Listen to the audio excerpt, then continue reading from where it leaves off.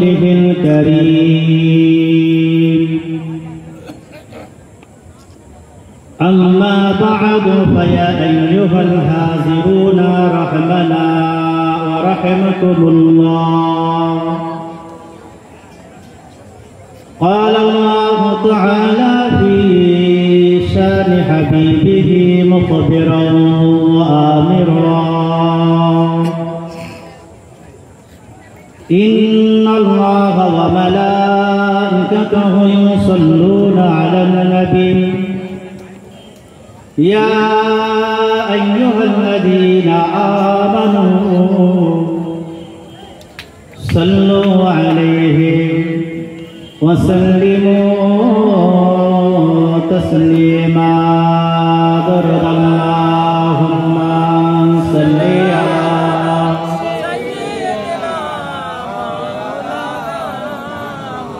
وعلى آل سيدنا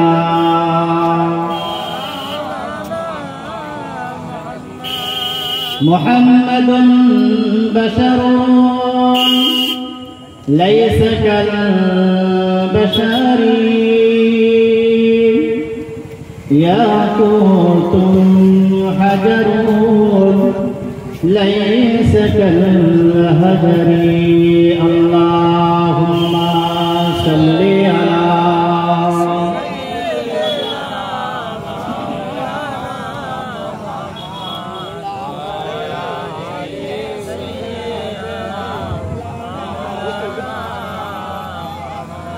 সম্মানিত আজকের এই মাহফিলের সভাপতি আগত ওলামায়ে কেরাম, সম্মুখে বসে থাকা দিনদার পরহেজগার আল্লাহওয়ালা ভাই পর্দার আড়ালে আম্মাজান ও বোনেরা, সকলের প্রতি আন্তরিক ভালোবাসা শুভেচ্ছা মোবারকবাদ জানিয়ে খুব অল্প সময় দুটো একটি কথা বলার নিয়ত করেছি, বাকি আল্লাহ তাআলার নামে। আমরা এখানে বসেছি আল্লাহ পাকের শুকর গুজার করি, আল্লাহ আমাদেরকে এই সময় এই মুহূর্তে কোরআন এবং হাদিসের কিছু কথা শোনার এবং বলার মতো সুযোগ আল্লাহ আমাদের দিয়েছেন। সকলেই সেই ইলাহিকে শুকরিয়া জ্ঞাপন করি, বলি আলহামদুলিল্লাহ। তাহার পর তাহার হাবিব সাইয়্যিদুল মুরসালিন রাহমাতুল লিল আলামিন হুজুরের প্রতি অসংখ্য দরুদ ও সালাম ভক্তি ভরে সকলে বলি সাল্লাল্লাহু আলাইহি ওয়াসাল্লাম। ভাই ও বোনেরা, সন্ধ্যা থেকে পর্যন্ত বিভিন্ন মুখে বিভিন্ন আলোচনা শুনেছেন। আমি এসে শুনছিলাম আপনাদের কাছে আপনাদের এলাকারই সুসন্তান অনেক কিছু আপনাদের শোনাচ্ছিলেন, সুদ ঘুষ হারাম বিভিন্ন আলোচনা তিনি করছিলেন। আমরা রাসূলুল্লাহর উম্মাত হিসেবে দাবিদার, আমরা আল্লাহ পাকের খাঁটি বান্দা হিসেবে দাবিদার হওয়ার চেষ্টা আমরা করব। আল্লাহ পাকের খাঁটি বান্দা হিসেবে যদি আমি আপনি চিন্তা ভাবনা করে সেই পথের পথিক হই, তাহলে আমাদের বিবেক আমাদের বুদ্ধি সবকিছু আল্লাহ দিয়েছেন। আমাদের ভিতরে একটা দিলের ভিতরে একটা মুক্তি আল্লাহ দিয়েছেন, কোনটা ভালো আর কোনটা খারাপ এটা আমরা বুঝি। যার জন্যই তো আল্লাহ আমাদেরকে আশরাফুল মাখলুকাত বলেছেন, সৃষ্টির শ্রেষ্ঠ জাতি হিসাবে আল্লাহ আমাদেরকেই বলেছেন। এখানে যারা বসেছেন, কারো হাতে যদি 2 টাকার কয়েন দিয়ে বলা হয় 10 টাকার কয়েন মেনে নেবেন, হ্যাঁ, তাহলে আমরা সব বুঝি। খারাপ ভালো কম বেশি কোনটা কি আমরা বুঝি। আমাদের বিবেককে কাজে লাগাতে হবে, আমাদের বিবেককে কাজে লাগাতে হবে।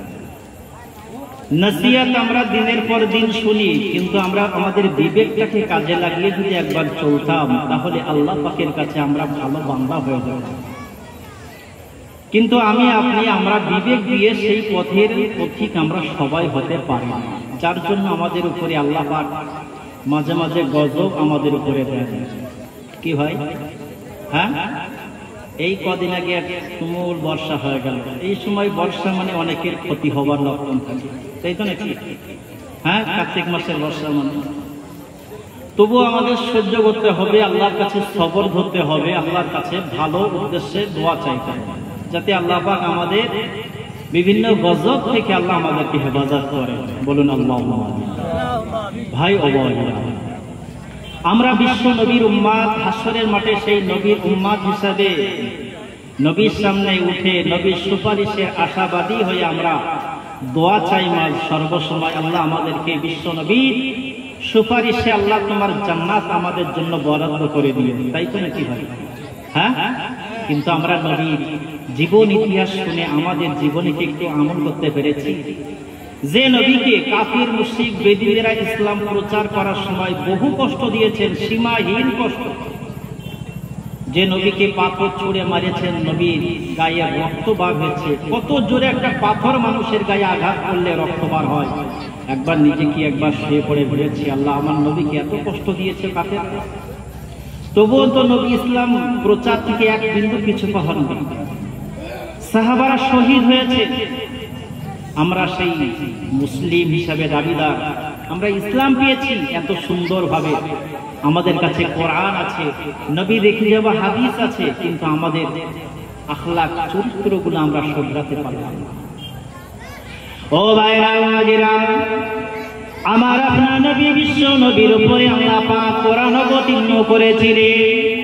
যে কোরআন আমাদের কাছে আছে, আল্লাহ পাক এই কোরআনের ভিতরে আমার আপনার নবী সম্পর্কে বললেন, ইন্নাকা লাআলা খুলুকিন আযীম।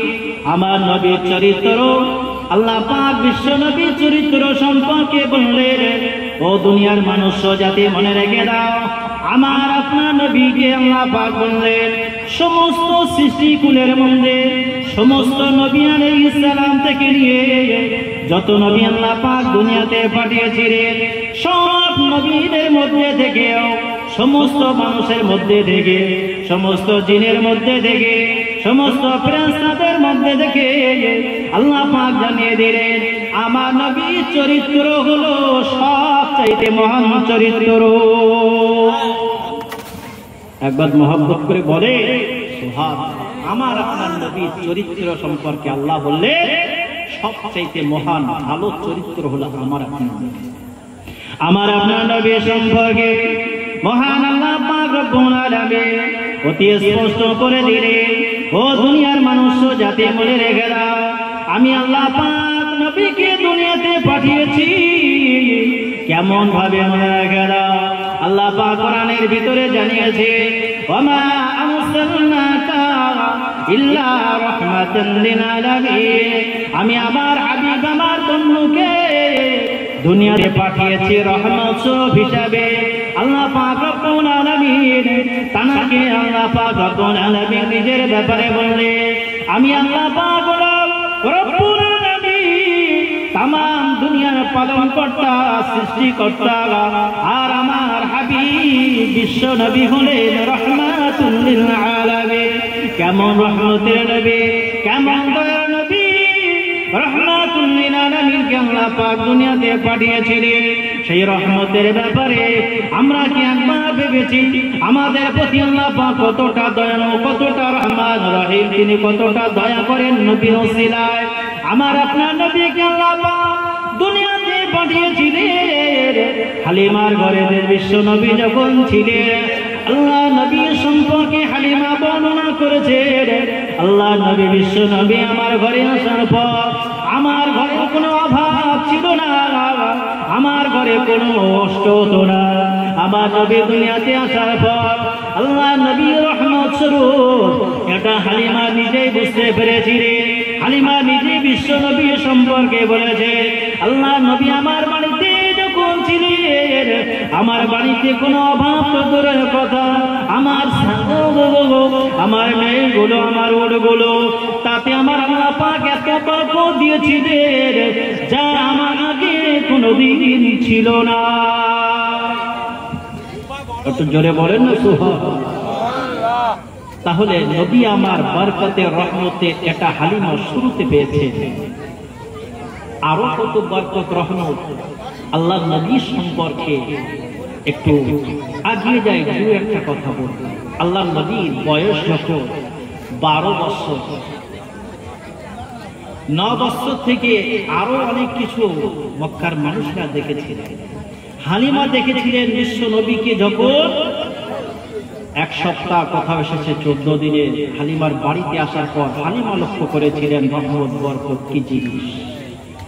যে এতিম মানুষকে নিয়ে এসেছিলাম, এতিম বাচ্চাকে নিয়ে এসেছিলাম, কিছু পাবো হয়তো সেটা অল্প, কিন্তু ওই নবী আসার পরে পাওয়া তো শুধু নয়, তিনি কোনো দিনের তরে যখন রসুলকে ফিরিয়ে দিয়েছিলেন আমিনার কাছে, আব্দুল মুত্তালিবের কাছে একটা কিছু চাইনি। জোরে বলেন সুবহানাল্লাহ।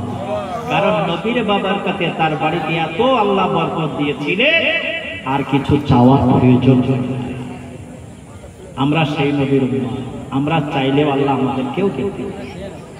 ও ভাইরা মুরব্বিয়ানেরা, ও জওয়ানেরা, যুবকেরা, আমার আপনার নবী কত রহমতের নবী, দয়ার নবী। আল্লাহ রাব্বুল আলামিন বিশ্ব নবীর ইজ্জত সম্মান সম্পর্কে কোরআনে বলেছে। আল্লাহ পাক রব্বুল আলামিন কোরআনের ভিতরে ঘোষণা দিয়েছে, আল্লাহ পাক কোরআনের ভিতরে আল্লাহ নবীর ব্যাপারে অতি স্পষ্ট ঘোষণা দিয়েছেন, ওয়ারাফা'না লাকা যিকরাক। হে নবী, আমি আপনার কথাগুলো কি আমি আল্লাহ উচ্চ মাকাম, উচ্চ স্থান দান করব। কেমন উচ্চ মাকাম আল্লাহ পাক দিয়েছিলেন? আল্লাহ নবীর বয়স যখন 9 বছর, আল্লাহ নবী মক্কা জমিনে ঘোরাঘুরি করে, মক্কা জমিনে ঘোরাঘুরি করে, চতুর্দিকে সমস্ত কাফের মুশরিক বেদিনদের সন্তানেরা ঘোরাঘুরি করে। নবী কারোর সঙ্গে বন্ধু বানায় না, কিন্তু নবী সবার সঙ্গে ওঠা বসা করে। আল্লাহ নবী কোনো খেলাধুলা করে না, সবার সঙ্গে ওঠা বসা চাল চলন আল্লাহ নবীর অন্যরকম। আল্লাহ নবী 9 বছর বয়স, সেই সময়তে মক্কা জমিনে খরা দেখা গেল, পানি হয় না, পানি হয় না। 9 মাস 10 মাস হয়ে গেল, 9-10 মাসের ভিতরে এক ফোঁটা পানি হয় না। ছাগলগুলো উটগুলো আল্লাহ আল্লাহ করে তারা একটু পানির পিপাসা, সমস্ত মক্কার মানুষদের পানির পিপাসা শুরু হয়ে গেল। পানি পানি পানি করে মক্কার মানুষেরা একত্রিত হলো কাবার পাশে। কাবার পাশে বড় বড় ঠাকুর গুলো ছিল, লাত উজ্জা কসম করে তারা আল্লাহর কাছে দোয়া চাইতো, কাবার মালিক পানি দাও, পানি দাও। 3 দিন হয়ে গেল, একটাও পানি হয় না। আবু জেহেল দোয়া করে, উতবা দোয়া করে, সাইবা দোয়া করে, আবু সুফিয়ান দোয়া করে, বড় বড় লিডাররা তারা দোয়া করে আল্লাহর কাছে, লাত আর উজ্জার কসম করে করে দোয়া করে, আমার আল্লাহ কোনোভাবে পানি দেয় না। 3 দিন ধরে দোয়া চলছে, পানি হয় না। আল্লাহ নবী, আমার আপনার নবী, দয়া নবী আস্তে আস্তে গুটি গুটি পায়। 3 দিন পরে আস্তে আস্তে গুটি গুটি পায় আগিয়ে গিয়ে দেখলে কাবা চত্বরে অনেক কাফের মুশরিক বেদিনেরা, তারা সবাই দিনের বেলায় রাতের বেলায় দিন রাত কান্নাকাটি করে পানির জন্য। আল্লাহ নবী আস্তে আস্তে গুটি গুটি পায়। কাবার পাশে হাতিমে কাবা বলে একটা জায়গা আছে, যেখানে বসে দোয়া চাইলে আমার আল্লাহ দোয়া ফিরায় দেয় না। অনেকে বলেছে হাতিমে কাবার ভিতরে দোয়া চাইলে আল্লাহ পাক তার দোয়াকে ফিরাইয়ে দেয় না, কবুল হয়ে যায়। ওই জায়গায় আল্লাহ নবী লক্ষ্য করে দেখলে নিজের ভালোবাসার চাচা আবু তালেব বসে বসে কাঁদে। আল্লাহ নবী আস্তে আস্তে আগিয়ে গেলেন, চাচার আদবের সাথে জামার কাটান দিলেন, চাচা যান আমি আপনার ভাতিজা, ও আমার চাচা যান আমি আপনার ভাতিজা, আপনার কাছে আমি একটু কি আবেদন করতে পারি, আমি কি একটা কথা আপনাকে বলতে পারি? আল্লাহ নবীকে জিজ্ঞাসা করলেন, চাচা গা কি ব্যাপার মুহাম্মদ, তুমি এখানে কেন এসেছো? তুমি তো আজকে 3 দিন এখানে আসো না, ঘোরাঘুরি করো, কিন্তু আজ কেন তুমি আমার কাছে এখানে আসলে? ওই সময়তে আমার আপনার নবী বলেছিলেন, চাচা যা আপনাদের কষ্ট অনুভব করে, আপনাদের 3 দিনের কষ্ট আমি দেখে আমি অনেক কষ্ট পাই, চাচা যা আমাকে কি একটু মুহূর্ত সময় দেওয়া যাবে? হাতিমে কাবাটা আপনারা ছেড়ে দেন, হাতিমে কাবাটা যদি ছেড়ে দেন আমি আমার আল্লাহর কাছে দোয়া চাইতাম, আর আমি আমার আল্লাহর কাছে আমি দোয়া চাইলে আমার আল্লাহ ফিরাইয়ে দেবে না। একটু জোরে বলেন না সুবহানাল্লাহ। আল্লাহর নবীর বয়স তখন কত? 9 বছর। আল্লাহর নবী চাচা জান বলছেন, মুহাম্মদ আমি যদি তোমার জন্য জায়গাটা ছাড়বো, কিন্তু আবু জাহাল তো বসে আছে, আবু সুফিয়ান বসে আছে, অনেক বড় বড় লিডাররা বসে আছে, তোমার জন্য কি জায়গা ছেড়ে দেবে? আল্লাহ নবী বললেন, আমার জন্য আপনি একবার মায়া মহব্বত আল্লাহ নবীকে এত করতে চাচা আস্তে আস্তে আবু জাহেলকে বললেন, আবু জাহাল, আমার ভাতিজা মুহাম্মদ একটা সময় চেয়েছে, একটা মুহূর্ত একটু ছেড়ে দাও না, দিনে খাওয়াটা, সে একটু দোয়া চাইবে। আবু জাহেল বলছে, সে তো 9 বছর বয়স, কি দোয়া চাইবে? এখনো কি দোয়া করতে শিখেছে? আবু জাহেল ছিল সবচাইতে সম্মানীয়, কিন্তু আবুল আহাব সে তার মতন বলছে যে এটা ঠিক না, এ হবে না। কিন্তু রাসূল বলছেন চাচাকে, আবু তালেবকে বারবার বলছেন, চাচা আপনি একবার বলুন। মায়ার নজরে আল্লাহ নবীর ব্যাপারে বললেন, আবু জাহাল মনে রেখে দাও, আমার ভাতিজার দাদা নাই, দাদি নাই, আমার ভাতিজার দাদা নাই, আব্বা নাই, মা নাই, আমার ভাতিজা এতিম অসহায়, আমার ভাতিজা আমার কাছে আবেদন করেছে একটা বার জায়গাটা ছেড়ে দিতে হবে। আল্লাহ নবী চাচা আবু তালেবকে মক্কার মানুষেরা তারাও ভালোবাসতো। চাচার কথা যখন বলেছেন, চাচা যখন তার হয়ে কথা বলেছেন বিশ্ব নবীর হয়ে, ওই সময়তে সবাই বলল, আবু জাহাল জায়গাটা ছেড়ে দাও। মুহাম্মদকে আমরা দেখি ছোটবেলা থেকে, সে তো ভালো ভদ্র, তার একবার দোয়া করার সুযোগটা করে দাও। ওই সময়তে হাতিমে কাবা থেকে সবাই জায়গাটা ছেড়ে দিল, সবাই জায়গাটা ছেড়ে দিয়ে বাইরে চলে আসলো। আবু জাহাল বলল, না না, বেশি সময় দেওয়া যাবে না, কারণ আমরা 3 দিন ধরে দোয়া করেছি, যদি মুহাম্মদ ওই জায়গায় বসে আর যদি পানি হয় তাহলে আমাদের সম্মানহানি হবে না, বেশি সময় দেওয়া যাবে না। আল্লাহ নবী বললেন, অল্প কিছু সময় হলেই আমার জন্য যথেষ্ট।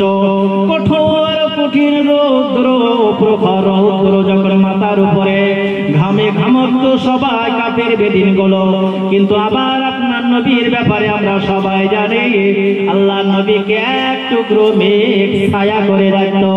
আল্লাহ নবী কাবার ধারে এসে দাঁড়িয়ে কাবার গায়ে হাতটা ঠেকিয়ে দোয়া চাইলে, ও আল্লাহ পাক, আজকে 3টে দিন ধরে কাফের বেদিন বেঈমানেরা দোয়া চায়, তারা ঠাকুরের নাম করে দোয়া চেয়েছে, আপনার দরবারে মঞ্জুর হয় না।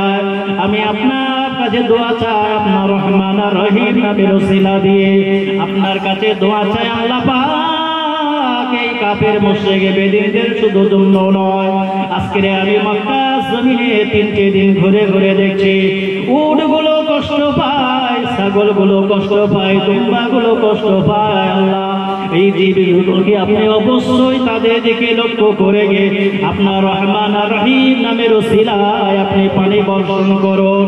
আল্লাহ নবী দোয়া করেছেন কাবা গায়ে হাতটা রেখে দিয়ে।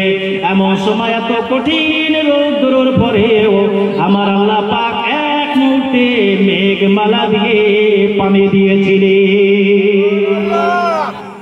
আর একটু জোরে বলুন না, আমার আপনার নবী রহমতের নবী 9 বছর বয়সে কাফের মুশরিক বেদিনদের কাছে প্রকাশ পেয়েছে। আমরা সেই নবী, আমরা কত সৌভাগ্যবান। আল্লাহ আমাদেরকে জান্নাত দেওয়ার জন্য রমজান দিয়েছে, 5 ওয়াক্ত নামাজ পড়লে 50 ওয়াক্ত সওয়াব দিয়েছে। একবার সুবহানাল্লাহ পড়লে পৃথিবী আসমান সমস্ত সওয়াবের বরকত দেবে। জোরে বলুন না, আমরা কত সৌভাগ্যবান যে একটা রমজান মাসে একটা কাজে আল্লাহ 70 গুণ সওয়াব দেয়। আমরা অনেক সৌভাগ্যবান। অন্য নবীরা কেঁদেছিল, নবীর উম্মতরা কেঁদেছিল, আমি আপনি কাঁদিনি, আল্লাহ আমাকে সেই নবী, আপনাকে সেই নবীর উম্মত করেছে। এর জন্য শুকরিয়া আদায় করবেন, মাঝে মাঝে নামাজ পড়বেন, শুকরিয়ার নামাজ। আল্লাহর কাছে যে যত শুকরিয়া আদায় করবে আল্লাহ পাক তার নিয়ামত বাড়িয়ে দেয়। আমরা কোরআনের ভিতরে আছে নাকি, যে ব্যক্তি শুকর আদায় করে আল্লাহ তার নিয়ামতকে বাড়িয়ে দেয়। ও ভাইরা বাবাজিরা, ও মুরব্বিয়ানেরা, আমার আপনার নবী বরকতে নবী, দয়া নবী, ওই দিনে কাফের মুশরিক বেদিনীরা আল্লাহ নবীকে 9 বছর বয়সে তারা স্বাগতম জানিয়ে বলেছিল, মুহাম্মদ তোমার কাছে আমরা নিরে নিরে তোমার আল্লাহ পাক ফিরিয়ে দেয়। আজ তোমার উসিলায় তোমারই মাধ্যমে আমার আল্লাহ পাক মক্কা জমিনে পানি দিয়েছে। আরো জোরে বলুন না সুবহানাল্লাহ। আপনারা কি ঘুমাচ্ছেন নাকি? সন্ধ্যা রাত এখনো তো বড় বড় অনেক হুজুর আছেন, আব্বা জান আছেন, সাইফুল্লাহ হুজুর আছেন, আরো অনেক হুজুর আছেন। এখন তো যদি ঘুমিয়ে পড়েন তো সব শেষ। হ্যাঁ, একটু মাঝে মাঝে সুবহানাল্লাহ করলেও তো সওয়াব হবে। আল্লাহ পাকের নবী 9 বছর বয়সে এই কারামত, এই মুজিজা আল্লাহ পাক দেখিয়ে দিলেন যে হে আমার দুনিয়ার বান্দা বান্দিরা দেখে নাও, আমার হাবিব এসেছে দুনিয়ায়। আল্লাহর নবী আসলে 9 বছর বয়সে নবীর ব্যাপারে প্রকাশ হওয়া শুরু হয়ে গেল। আল্লাহ পাকের নবী, আমার আপনার নবী, নূর নবী, বিশ্ব নবী, দয়া নবী, বয়স 12 বছর। 12 বছর বয়সে আল্লাহ পাক নবীকে দিয়ে কেমন ভাবে আল্লাহ পাক দেখিয়ে দিলেন। আবু তালিব আল্লাহ পাকের নবীকে বহুত ভালোবাসতেন, মহব্বত করতেন। আল্লাহ নবীকে একদিন বললেন, ভাতিজা, ও ভাতিজা মুহাম্মদ, আমি একটু সফরে যাব, আমার কয়েকটা দিন বাড়ি থাকা হবে না, তুমি বাড়িতে থাকো, তুমি বাড়িতে থাকো, আমি একটু সফরে যাব।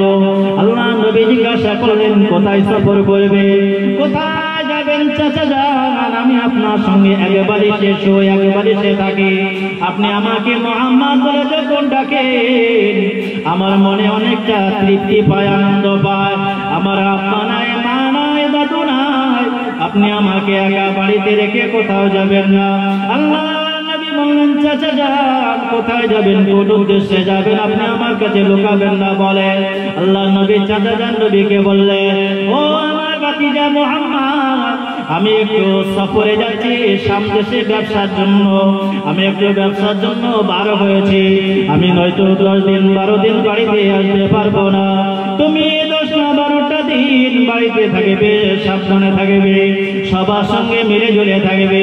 আল্লাহ নবীকে বললেন, না না চাচা যান, আমি আর থাকতে পারবো না, আমি আপনার সাথে রাতের বেলায় একসাথে খানা খাই, আমি যদি আপনাকে দেখতে না পাই আমি রাতে আমার কষ্ট হবে, আমার ঘুম হবে না। চাচা যান, আমি আপনার সঙ্গে যেতে চাই। আল্লাহ নবীকে চাচা যান বললেন, ও বেটা মুহাম্মদ, এই গভীর রাস্তায় তোমাকে নিয়ে যাওয়া, এই অনেকটা রাস্তা তোমাকে অতিক্রম করা, তোমাকে কষ্ট দেওয়া আমার দ্বারা ঠিক নয়, আমার ঠিক হবে না, তোমাকে কষ্ট হবে।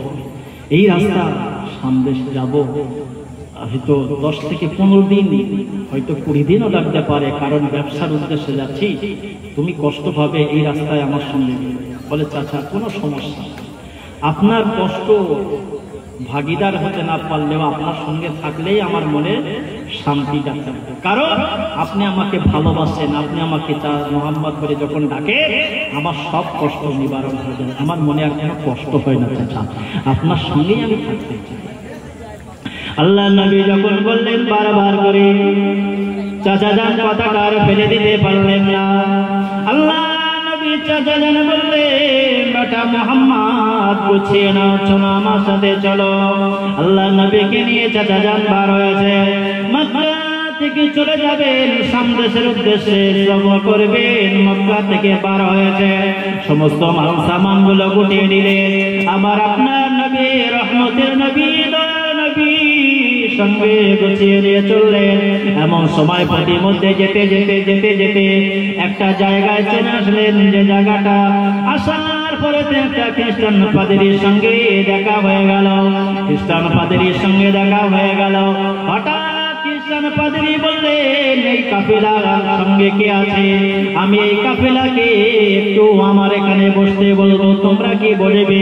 কাফেলার মানুষেরা বলল, কেন তুমি আমাদেরকে আটকাও রাস্তার মাঝখানে? ওই সময় যে কাফের বেঈমান বেদিনদের কাফেলাকে আটকে খ্রিস্টান পাদ্রী বলেছিল, তোমাদের সঙ্গে আমার একটু কথা আছে, বসে যাও। সবাই বসে পড়ল।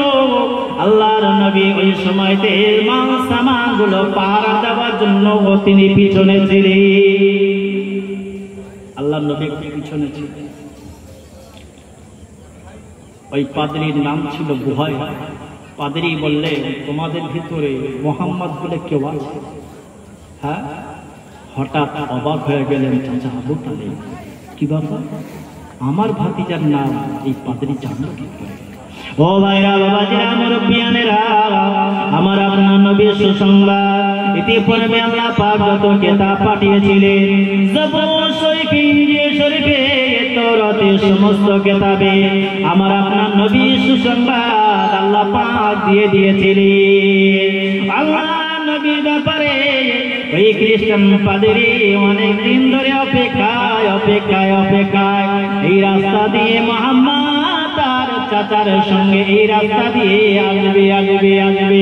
ওই সময়তে বুহাইরা নামক পাদ্রী ওই কাফেলাকে বলেছিল, আমি অনেক দিন ধরে তোমাদের অপেক্ষায় ছিলাম, আমি জানতাম এই রাস্তা দিয়ে মুহাম্মদ আসবে, তার চাচার সাথে আসবে, এই রাস্তা দিয়ে আসবে। ওই সময়তে চাচা বললেন, বুহাইরা, ও পাদ্রী, তুমি আমার ভাতিজা সম্পর্কে কিভাবে জানলে?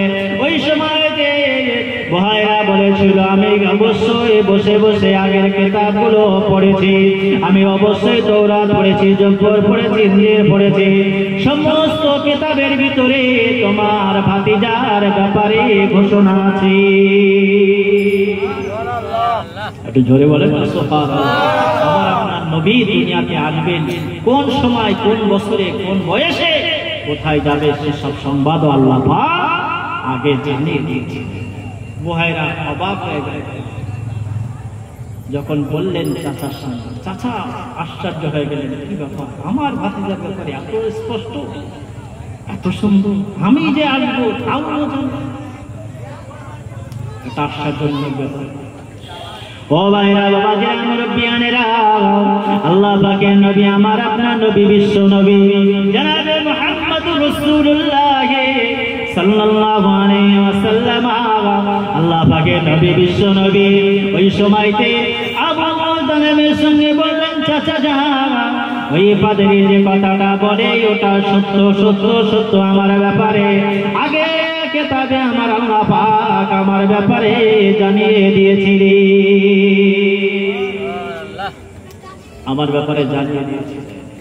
ওই সময় বুহাইরা বললেন, আবু তালেব, মনে রাখো, তোমার ভাতিজাকে নিয়ে তুমি সামদেশে যাবে না, কারণ সেখানে ইহুদিদের বাস, আর ইহুদিরা আপনার ভাতিজাকে তারা মারতে পারে, আপনার ভাতিজাকে তারা কষ্ট দিতে পারে, আপনার ভাতিজাকে তারা মারবে, আপনার ভাতিজার সঙ্গে তারা খারাপ ব্যবহার করবে, তারা জানে মারার চেষ্টা করবে, কারণ ইহুদিরা হলো সবচাইতে বন্ধ, সবচাইতে নিকৃষ্ট, ইহুদিরা হলো সবচাইতে বদমাইশ, ইহুদিরা হলো ইসলামের সবচাইতে চরম শত্রু। আপনি সামদেশে আপনার ভাতিজাকে নিয়ে যাবেন না। ও আবু তালেব, তোমার মাল সামান জানিয়ে এসেছ, আমার এই গির্জার পাশে একটা বাজার আছে, ওই বাজারে সব মাল সামান গুলো বিক্রি করে চলে যাও, আমার মনে হয় ওটা তোমার জন্য ভালো হবে। সময়তে আবু তালেব আর দেরি করলেন না, আল্লাহ নবীকে নিয়ে মক্কায় চলে আসবেন, কিন্তু মাল সামান গুলো কিভাবে কি করবেন, যখন বুহাইরা এমন পরামর্শ দিল, বুহাইরার পরামর্শ অনুযায়ী ওই সময়তে আবু তালেব সমস্ত মাল সামান গুলো তার ওই পাশে বাজারের পাশে, ওই বাজারে গির্জার পাশে বাজারে বিক্রয় করার জন্য নিয়ে গেল। বিক্রয় করা যখন শুরু করেছিল, এত শর্ট টাইম, এত তাড়াতাড়ি সব মালগুলো বিক্রি হয়ে গেল এবং এত লাভবান হয়েছিল। আবু তালেব বলেছিলেন, আমি শাম দেশে যদি এই মাল নিয়ে যেতাম, আমি এত লাভবান হতে পারতাম না। একটু জোরে বলেন না। তাহলে আমার আপনার নবী কত বারকাতার নবী। বুহাইরা বলেছিলেন, আবু তালেব, এটা যে তোমার ভাতিজারই অবদান, ভাতিজার উসিলায় তোমার মাল যা বিক্রি করেছো, এটা যে এত বেশি লাভবান হয়েছে, এটা তোমার ভাতিজারই অবদান। জোরে বলুন না সুবহানাল্লাহ। তোমার ভাতিজা যাদের সঙ্গে ঘুরবে, যাদের সঙ্গে মিশবে, যারা তার কথা শুনবে, যারা তার উম্মত হিসাবে দুনিয়ায় আসবে, সবাই সৌভাগ্যবান। জোরে বলুন সুবহানাল্লাহ। একবার দরুদ শরীফ আল্লাহুম্মা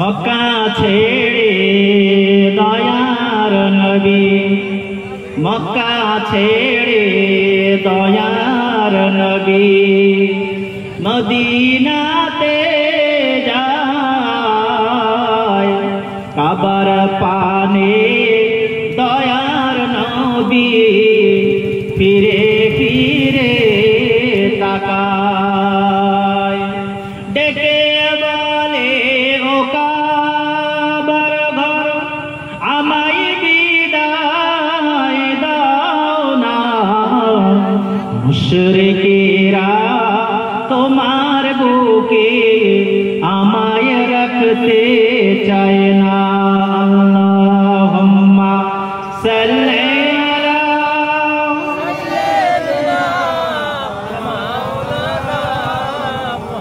মুহাম্মদের সাথে পড়ে ওয়া আলা আলি সাইয়্যিদিনা।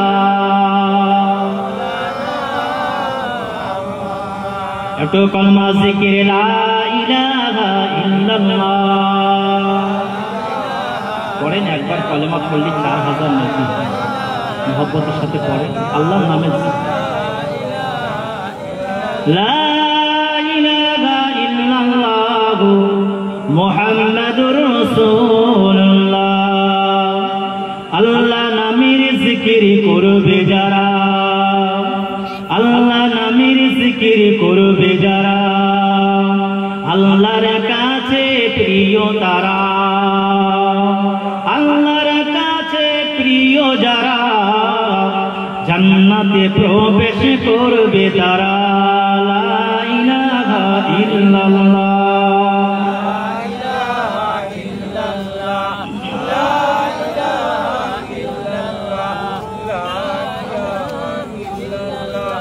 লা ইলাহা ইল্লাল্লাহ মুহাম্মাদুর রাসূলুল্লাহ।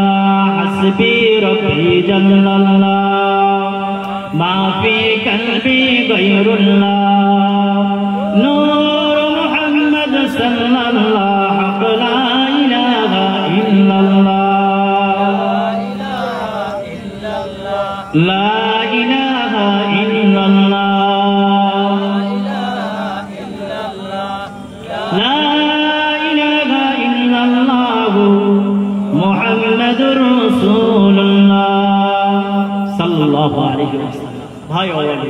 তাহলে আমি আপনাদের কাছে নবীর বরকতময় জীবনী আপনাদের কাছে বলছিলাম। আল্লাহ নবীর 12 বছর বয়সে বরকতের জীবনের একটা কথা বললাম, 9 বছর বয়সের একটা কথা বললাম। আর একটু আগে যাই, আল্লাহ নবীর বয়স যখন 19 বছর, 14 বছর বয়সে যখন নবী পদার্পণ করলেন, এমন সময় মক্কা জমিনে একটা মানুষ এসেছিলেন কাবা শরীফ তওয়াফ করতে। কাবা শরীফ তওয়াফ করতে আসার পর সেই মানুষটা কোনো ঘটনাক্রমে মক্কার কোনো মানুষের সঙ্গে একটা বাকবিতণ্ড হয়। সেই বাকবিতণ্ডে মানুষটাকে মক্কার মানুষেরা হত্যা করেছে। মক্কার মানুষরা তাকে হত্যা করার জন্য 6 বছর কম বেশি একটা যুদ্ধ চলে মক্কার মানুষের সঙ্গে বিভিন্ন অন্যান্য দেশের মানুষের সঙ্গে।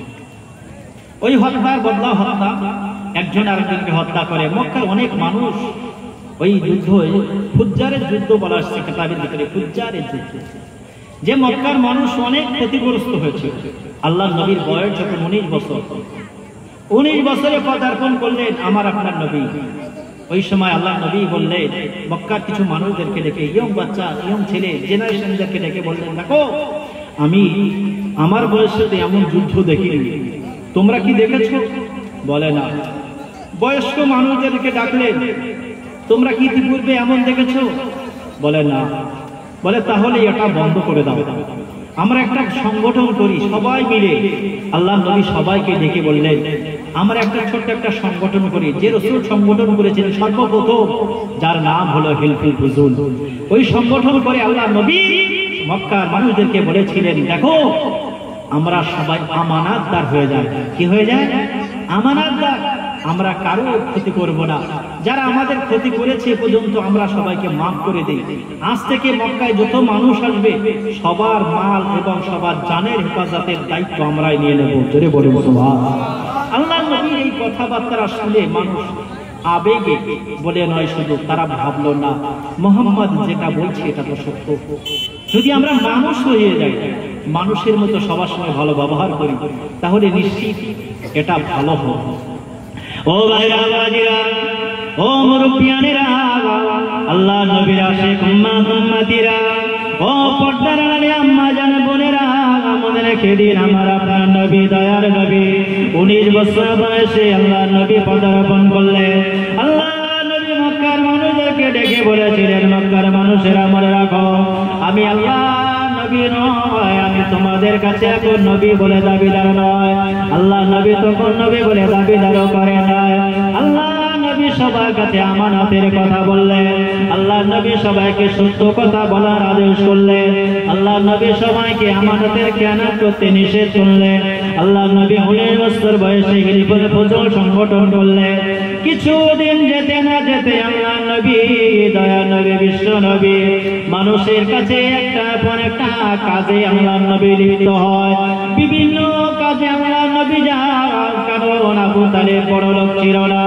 আবু তালেব নিজেও কর্মঠ ছিলেন, কাজকর্ম করতেন, কিন্তু আল্লাহ নবীও কর্মঠ ছিলেন, কাজকাম করতেন। আল্লাহ নবী, দয়া নবী যে রাস্তা দিয়ে যেতেন, ওই রাস্তা দিয়ে আমার আল্লাহ পাক সুগ্রাম দিত। শুধু না, আল্লাহ নবী যার বাড়িতে কাজে যেতেন, তার কাজ কামে এত বরকত হতো, তার ফল ফলতে এত বরকত হতো, আমার আপনার নবীকে কাজে নেওয়া মানুষের অভাব ছিল না।